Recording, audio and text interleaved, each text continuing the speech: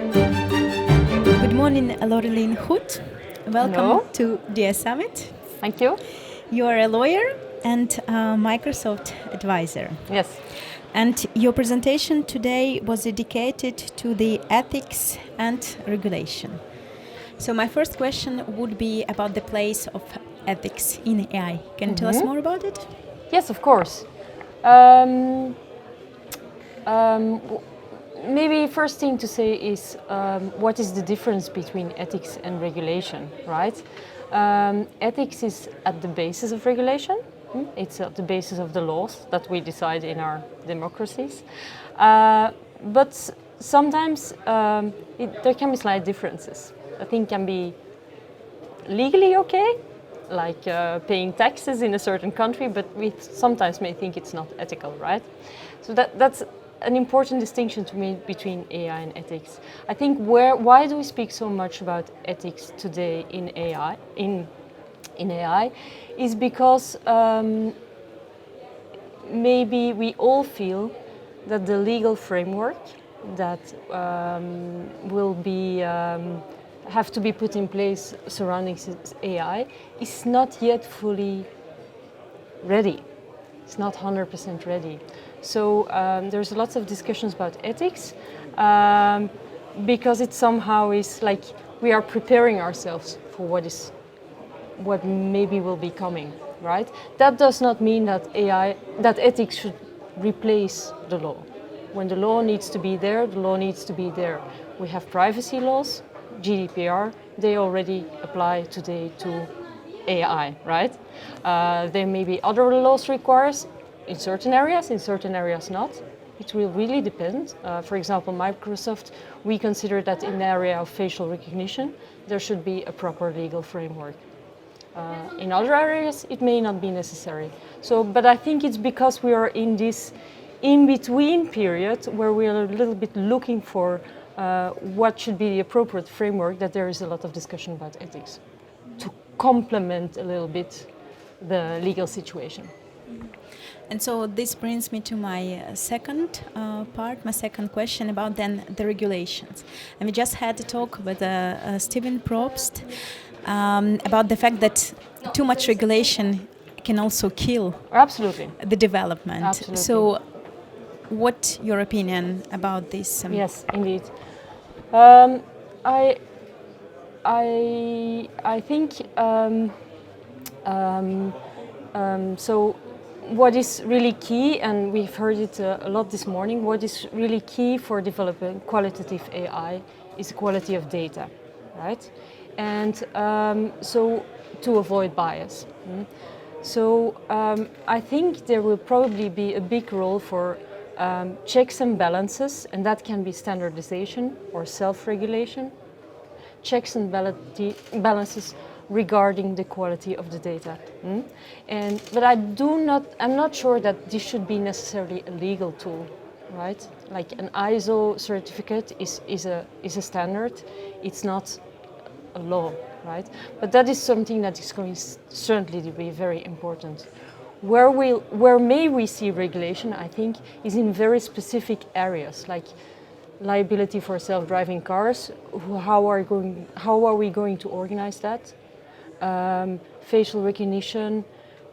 Maybe there will be very specific laws about AI injustice, but there is no one-size-fits-all solution, and I think it should remain that way. So probably, I think there will be a big role for standardization, best practices regarding the data, but not necessarily law in all areas. And looking at the bigger picture, in your opinion, what could be the contribution of Brussels and European Union to AI development? Well, the European Union currently is playing a very good role, I think, with the initiative that they have taken to ask a high-level group of experts to come up with guidance on AI and ethics, and they are doing the same in other areas like on liability, implementation, and so on.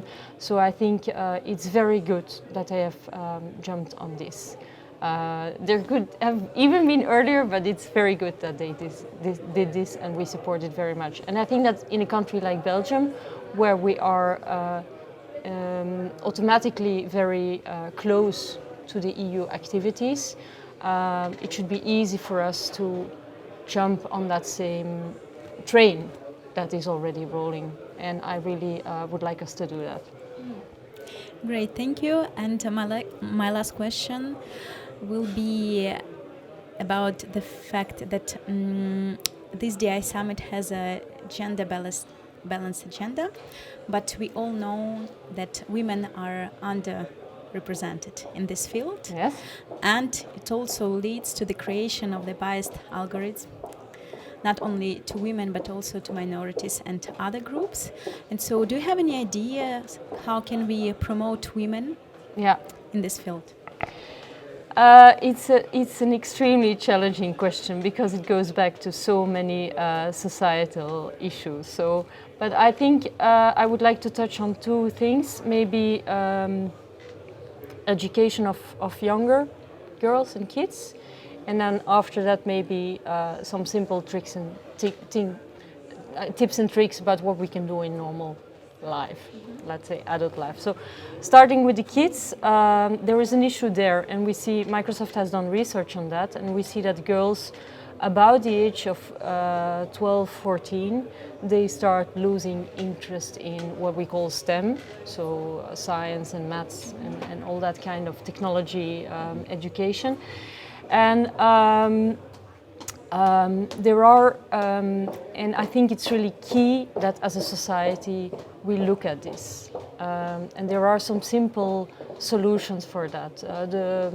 The role of role models for girls is very important.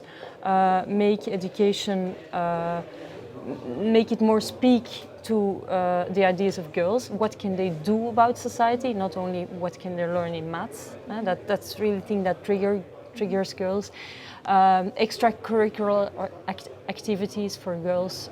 We should do it for all kids, but if we can have more girls on it, we should be able to help a little bit of the future inequalities. Let's put it like that, because otherwise there is a risk that the inequalities that are already here today will only be reinforced if we're losing the young girls in STEM.